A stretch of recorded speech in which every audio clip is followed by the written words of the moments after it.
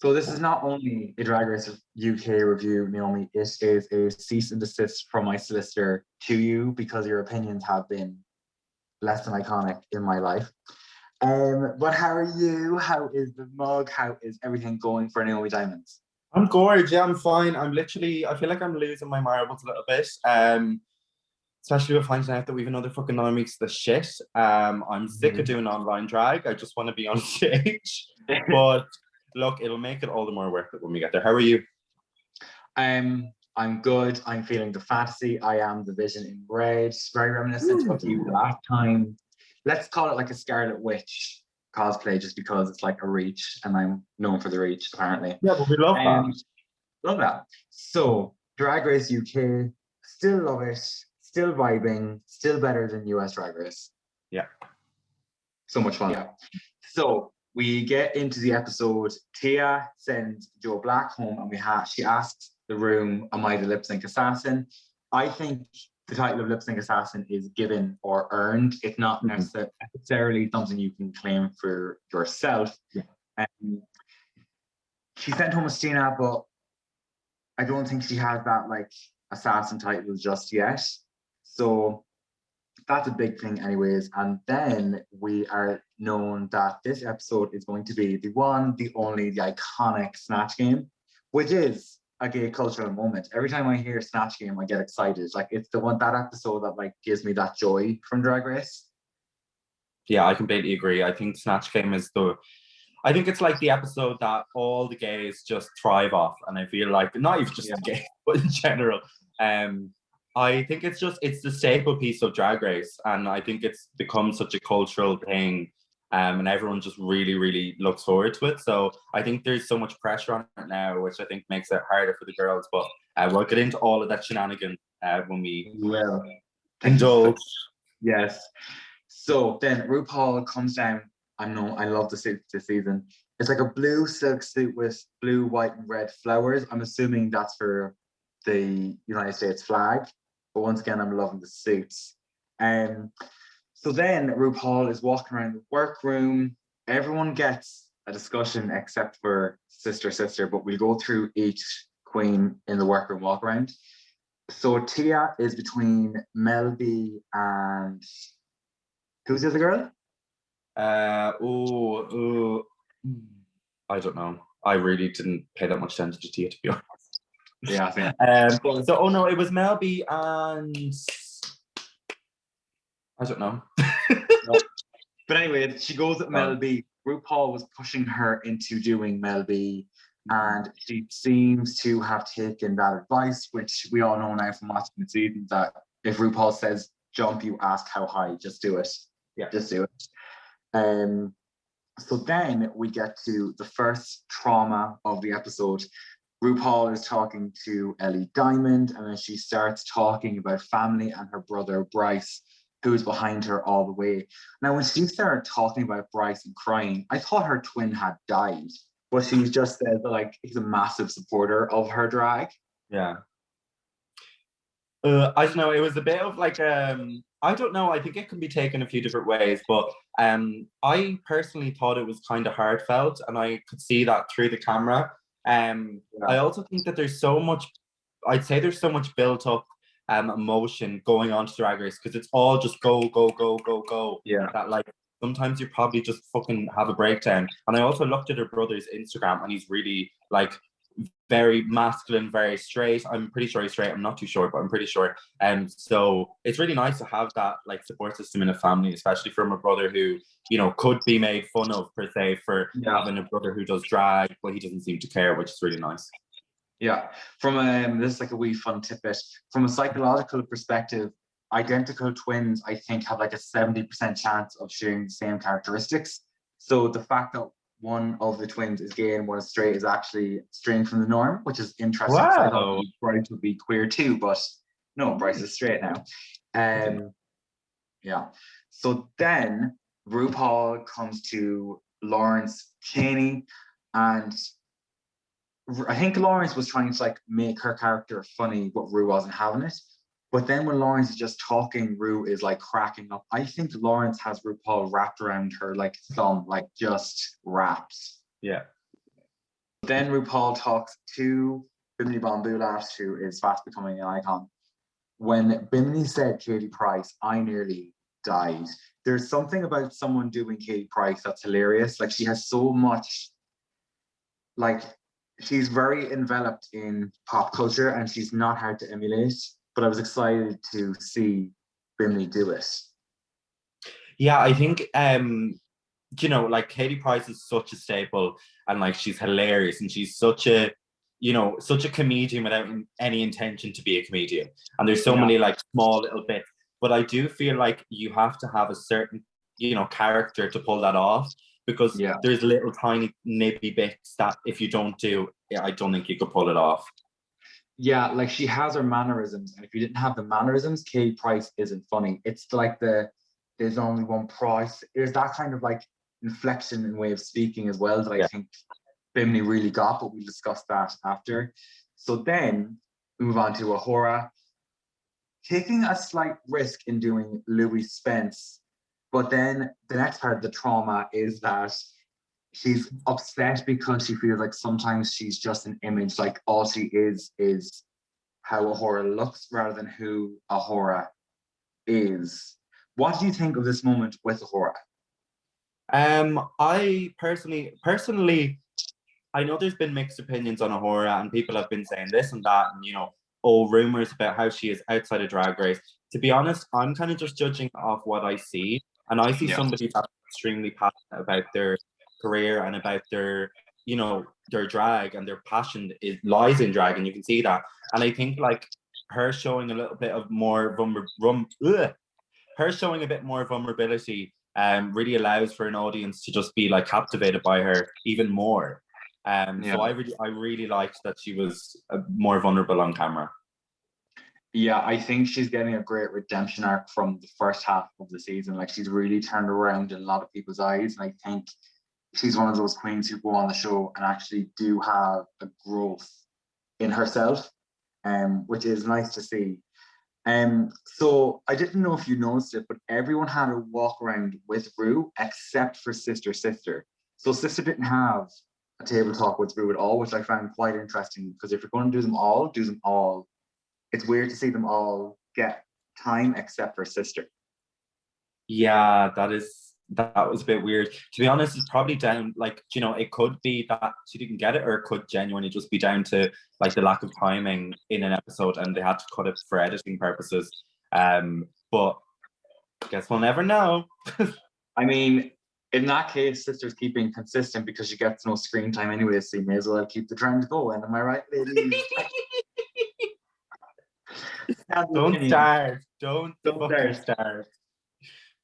So we get into the Snatch Game, which was, it wasn't up to the standard of most Snatch Games, but I think there was some strong ones. Like, Bimini just took it and ran with it. From the opening, she said that, is it cold in here or is it just my nipples? And then she goes, Rue, you know what they say about nipples? The nipples are the eyes of the face. Lost it. That line was absolutely iconic. Yeah, it's everything she did was just funny. And then I think from the outset, everyone kind of knew that she was winning the challenge. I think the rest of the girls, it became who wasn't terrible. So like, it was hard to pick, because I was trying to work out like who were my top three from Snatch Game, because I assumed with all these girls it'd be funny. So I had Bimini down. I think Sister started strong, but then as it went on, I stopped trying to figure out who was going to be top three, and I moved into who was going to be the bottom three, because I think it was harder to work out who the bottoms were, because it wasn't the great Snatch Game overall, which is unfortunate from the UK season. Yeah, it is. Like, to be honest, the only thing that I'm kind of like, you know, I feel like we're kind of, as a collective, not saying about me or you, I'm saying that we're kind of comparing Snatch Game to the American Snatch Game. And to be honest, Americans are so much more dramatic. So I'm not surprised that it's like so intense in the US. But I think it's at a standard and a level now that if it's not met, it's like, it's not good. And this, like, to be honest, there wasn't really much memorable moments besides Bimini in the Snatch Game. for me anyways. I didn't really think anyone else was like Ahura, to be honest. I did really think that she pulled it off. Yeah, she did. She did. Like, it wasn't like there was a few terrible ones, but the ones that weren't terrible were a strong save. Like, Yeah. Kate was very high save. Ahura, I thought, did a good job. Sister did a good job. But the likes of Tia and Lawrence really struggled to make anything land. Like, it was almost hard to watch because they're people who are touted as being very personable. Like, Tia is well loved and witty on stage. We've seen that, but for her to fail in the Snatch Game was kind of difficult to watch. And Lawrence, everyone assumed would do well, and then to do so terribly was horrible to watch. But anyways, moving on from, actually no, before I move on, Gemma Collins as a guest judge. Gemma Collins as a character is funny, but Gemma Collins as like the person isn't. Does that make sense? Yeah, to be honest, I was a bit confused. I was like, is she playing up to like a really dull character? And like, is she putting like a very bitchy kind of vibe as like her character here? But I don't know. I was like, this isn't the Gemma Collins we know and love. No, I felt like someone someone gave a writer the questions RuPaul would ask, and that writer gave like, here's the funny answer you have to give back. And I think like she was styled lovely, her answers were funny, but Gemma Collins is she's not very palatable because her actions are funny. Her herself is not that funny. Like, she has many, many quotable things, and people who do her on Snatch Game would do well, but I don't think I enjoyed her as a guest judge for Snatch Game. Yeah, to be honest, as much as it pains me to say it, I have to slightly agree. Not because I hate to disagree with you. I love that, but because I was a bit disappointed because Gemma, like the Gemma that I kind of am in love with, is not the Gemma that was there. It's the Gemma that's like OTT and like, you all right, babe? I don't even know what the accent was, but she looked stunning. The outfit was delicious, but wanted more. I really wanted more. Wanted more. So as we leave Snatch Game, we move on to the main stage. So RuPaul comes out. It's like a kind of salsa-y short dress. It's like a very, very deep brown with black spots, and it's like split in the center. I loved it. I adored it. There was a weird paneling at the top of like nude material that I didn't understand, but apart from that, I adored this dress. Yeah, I thought it was fab as well. The same about the new panel though. I didn't really understand it. I still think the dress was fab, but I was just like, why is that there? But other than that, it was fabulous as always. Those fucking legs. Yeah, like, I don't know, like, because obviously I haven't loved, say, RuPaul's looks in the US, but I think she's really letting loose in the UK. Like, she looks amazing in the UK. Like, showing her legs 24/7 is like top tier RuPaul. I loved more of her from the UK seasons than any of the previous US seasons. I think I just love what she's wearing this time around. So she announces that the category is prehistoric drag from BC, which is an interesting category to say the least. First out, Ahura. So she comes out in like this skeletal corset that's molded to her body, complete with like 3D printed cutouts on her face. Stunning, and the fur coat as well. Stunning. I don't know why it gave me like, you know, a fish skeleton like cod. I don't know why it gave me that, but it did. Stunning. What did you think of Ahura's like skeletal prehistoric look? Now I'm not going to be fucking able to even think of anything besides it looking like a piece of cod. Yeah. No, I thought like I died, I lived, I breathed for that. I thought it was so fabulously constructed. And the fact that it was all done in a 3D printer, not the fur coat, obviously, but the structure, I thought it was really, really, really well done. There was just one minor thing, but this is just literally as if I have any room to talk about this kind of stuff, but where her tuck was, you could see the two pieces of tape because everything else was so sheer. That was the only thing that I like noticed, but everything else was utter perfection. It was a very strong runway for Ahura. Following Ahura is Tate as this like voodoo priestess, witch doctor, but what really sold it was performance. Like she was slinking across the stage, really leaning into it. And it was a nice take. It was more of a cultural take on prehistoric that wasn't just cave woman. So I really did enjoy the voodoo priestess of it all. Yeah, I thought it was so clever and so well done. And that was actually made by Ahura, that outfit. I'm pretty sure. I'm pretty sure I saw something that Ahura put on Instagram saying that it was made when she was like 15.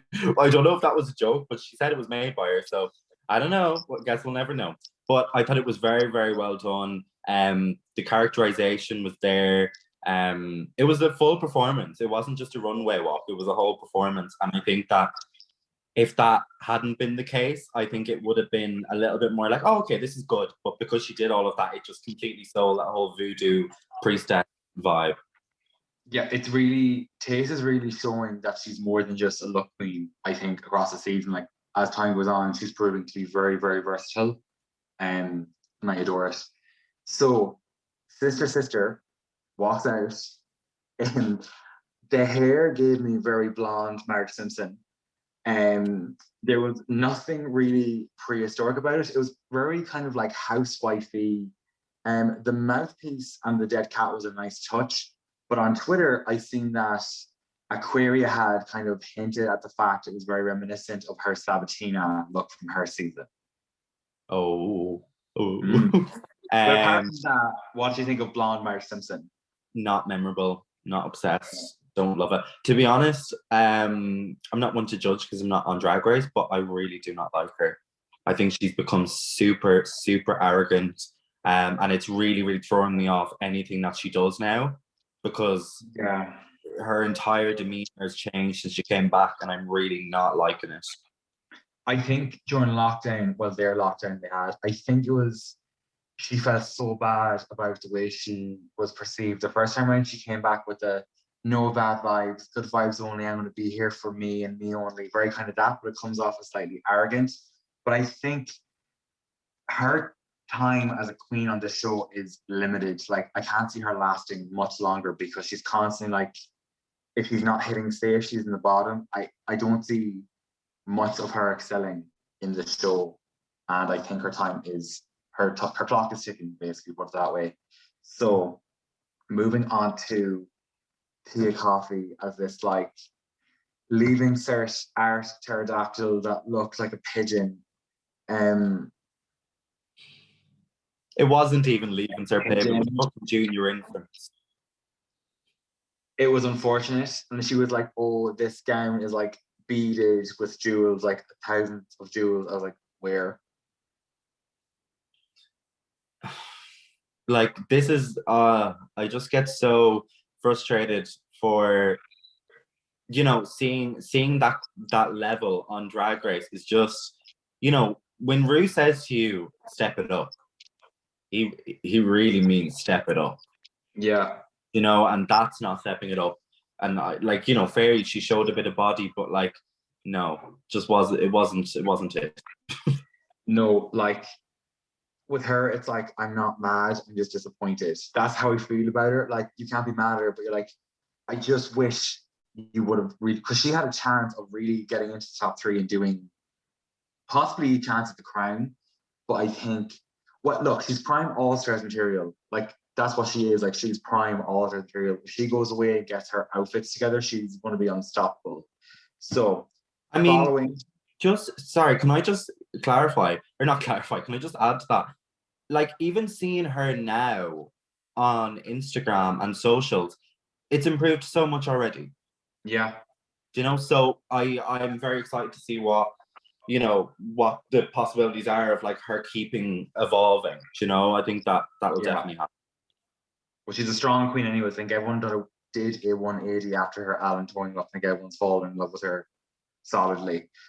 Following Tia Coffee, Bimini Bombulat as the bacteria, but that was high fashion.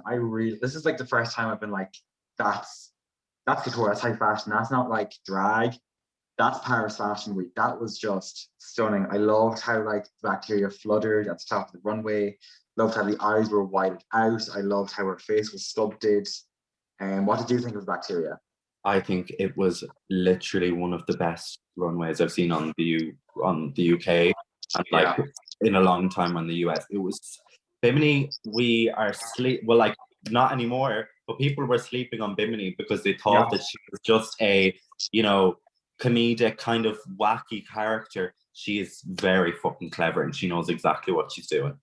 Yeah, she's very, very. Everyone else better very much watch out. That was, and down to the details of the makeup, the contact, like the contacts made it so much more effective, and the hair, oh, it was all just perfect.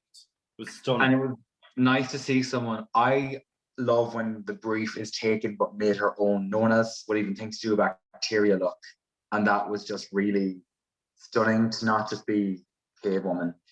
So second to last, I believe, is Lawrence Cheney in what I thought was basically just another gown in leopard print, and the teeth were horrible. There was nothing to it that excited me. It was very Lawrence silhouette. Yeah, it was very just like meh, like whatever. There was nothing memorable about it. Like it was fine. I like the little scratch details. But it was just another gown. It wasn't anything like Bimini or, you know, a horror taste. It was nothing of that standard. I think this was just one of Lawrence's like worst weeks all around. Like her performance wasn't great, her outfit wasn't great. I think it was just not great overall. So Ellie comes out. I got the reference of Flintstones. I thought it was Bam Bam, but she said it was another one. I can't remember the name of the other Flintstones Rugrat type thing. I loved it. I did. Now, I've seen on Twitter that her and her team said that when she was on Drag Race, even during lockdown, she only knew how to do like a few patterns, a few hairstyles, like it was a few things here and there. So while it was good, it wasn't elevated, but I can see why it wasn't elevated because of the reasoning I've seen on Twitter. What do you think of her in this look? I thought it was really fab, but you know, I don't know. There was just something that wasn't, as you said, it wasn't like elevated, but like I don't think it's an excuse of like how well she did, or you know, how well she was at constructing things or whatever. When what she made on Drag Race for the gold challenge was like absolutely amazing. Yeah. So I don't know. It was good. It was good. There's nothing wrong with it. There was just nothing amazing about it either. Yeah. It was fine. And she was also quite decent to Snatch Game. It wasn't strong, but it wasn't weak. It was a good save. Yeah, I actually thought it was really good. I liked it. I thought it was very funny. I think like anyone who has enough balls to tell Rue to shut up, like even if it's in a character, like fair fucks. Yeah, love it. Yeah. Of the people that are there, the people that are safe is Sister, and Ellie, and the rest are tops and bottoms. And as they were kind of whittling down the queens, as in who was in the bottom, I kind of knew it was Tia's time. Like this was her third time in the bottom, and as much as I adore Tia, I think this was just her time. So, as we know, Tia was in the bottom two, and Lawrence was in the bottom two. But then we go to Untucked.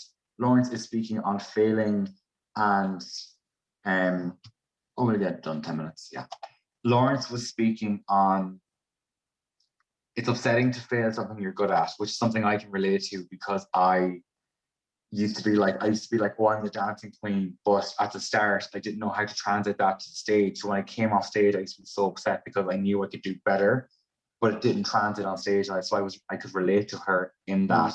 Have you ever had like a moment where you felt like you failed at something you're meant to be good at?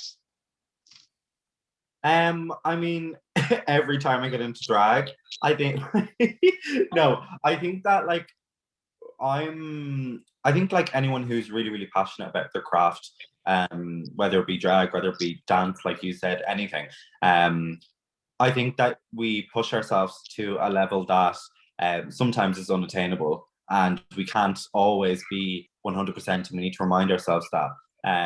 So sometimes if I'm having like if I had like a bad performance, I'm like, fuck's sake, like that was so bad, blah, blah, blah. But then I'm like, it doesn't really matter because I can just do it again.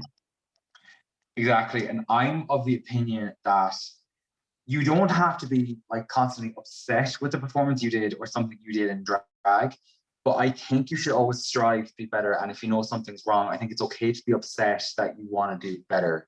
Like obviously know that you can always move forward, but I think I understood Lawrence in that regard. Mm-hmm. So Sister then is giving out that Tia had said that whether or not whoever's in the bottom two, that she can't move in the outfit anyway, so it's fine. Sister said that you should prep the outfit for bottom two. And I was kind of like, no, you shouldn't. You shouldn't go into a competition with the mindset of, if I'm in the bottom two with this, can I dance in it or can I move in it? I didn't really get where Sister was coming from saying that all outfits should be prepped for a bottom two, but did you have any comment on that?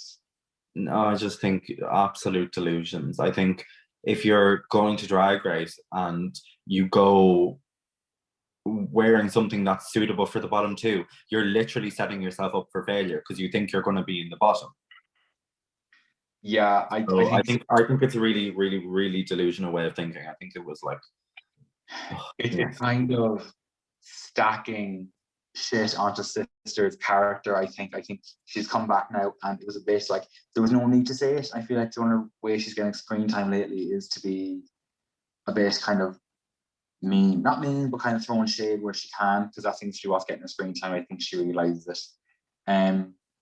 So when we get out to the main stage, Lawrence gets in the bottom two, and I was very, very glad Lawrence was in the bottom two, because if it had been someone else, because I think it was Ahura, I was in the bottom three.